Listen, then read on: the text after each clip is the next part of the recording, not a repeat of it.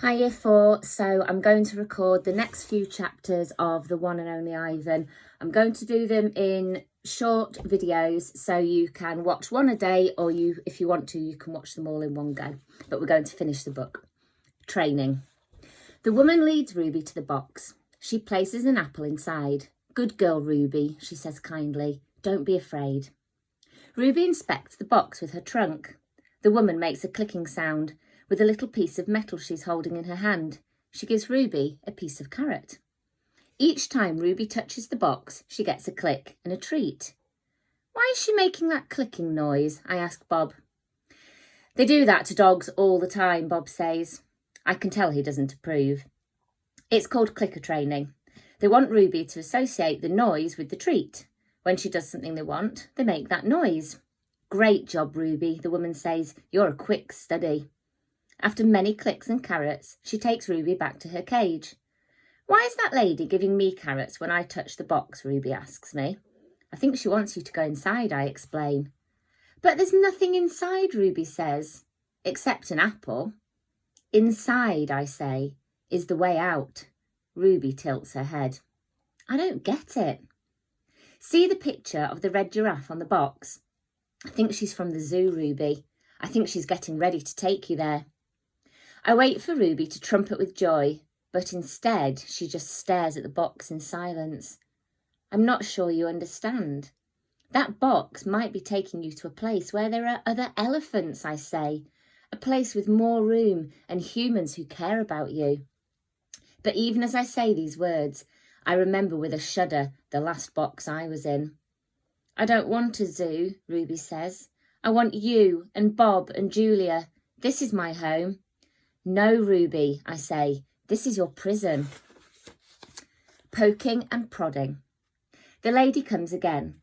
She brings an animal doctor with an awful smell in a dangerous-looking bag. He spends an hour with Ruby, poking and prodding. He looks at her eyes, her feet and her trunk. When he's done with Ruby, he enters my cage. I wish I could hide under knot tag like Bob. Instead, I do a nice, loud chest beat, and after a moment, the doctor retreats. "We're going to need to put this one under," he says. I'm not quite sure what he means, but I strut around my cage feeling victorious anyway.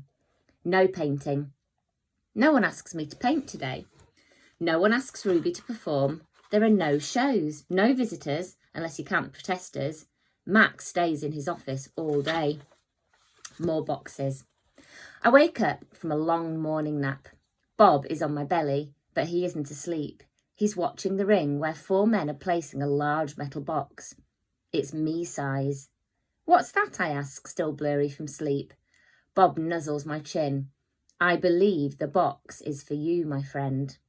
I'm not sure what he means. Me? "They brought in a bunch of boxes while you were sleeping. Looks to me like they're taking the whole lot of you," he says, casually licking his paw. "Even Thelma." "Taking," I repeat. "Taking us where?" "Well, some to the zoo, probably. Other to an animal shelter where humans will try to find them homes." Bob shakes himself. "So I guess all good things must come to an end, huh?" His voice is bright, but his eyes are far away and sad. "I'm going to miss your stomach, big guy." Bob shuts his eyes. He makes an odd noise in his throat. "But what about you?" I ask. I can't tell if Bob's just pretending to sleep, but he doesn't answer. I gaze at the huge shadowy box, and suddenly I understand how Ruby feels. I don't want to go into that box.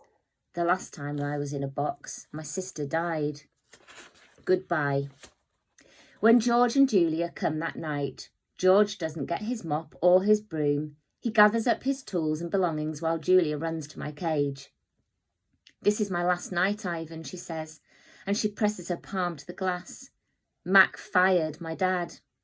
Tears slip down her cheeks. "But the zoo lady said maybe they'll have an opening there in a while, cleaning cages and stuff." I walk to the glass that separates us. I put my hand where Julia's is, palm to palm, finger to finger. My hand is bigger, but they're not so very different. "I'm going to miss you," Julia says, "and Ruby and Bob. But this is a good thing. Really, it is. You deserve a different life." I stare into her dark eyes and wish I had words for her. Sniffling, she goes to Ruby's cage. "Have a good life, Ruby," she says. Ruby makes a little rumbling sound. She puts her trunk through the bars and touches Julia's shoulder. "Where is Bob anyway?" Julia asks. She looks around under the tables and in my cage by the trash can. "Dad," she says, "have you seen Bob?" "Bob?" "No," George says. Julia's brow wrinkles. "What's going to happen to him, Dad? What if Max shuts down the whole mall?"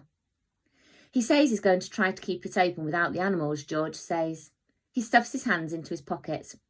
"I'm worried about Bob too, but he's a survivor." "You know what, Dad?" Julia gets a gleam in her eye. "Bob could live with us. Mum loves dogs and he could keep her company and—" "Jules, I'm not even sure I have a job yet. I may not even be able to feed you, let alone some mutt." "My dog walking money—" "Sorry, Jules." Julia nods. "I understand." She starts to leave and then runs back to my cage. "I almost forgot. This is for you." She slips a piece of paper into my cage. It's a drawing of Ruby and me. We're eating yoghurt raisins. Ruby is playing with another baby elephant and I'm holding hands with a lovely gorilla. She has red lips and a flower in her hair. I look, as always, in Julia's pictures like an elegant fellow, but something is different in this drawing. In this picture, I'm smiling.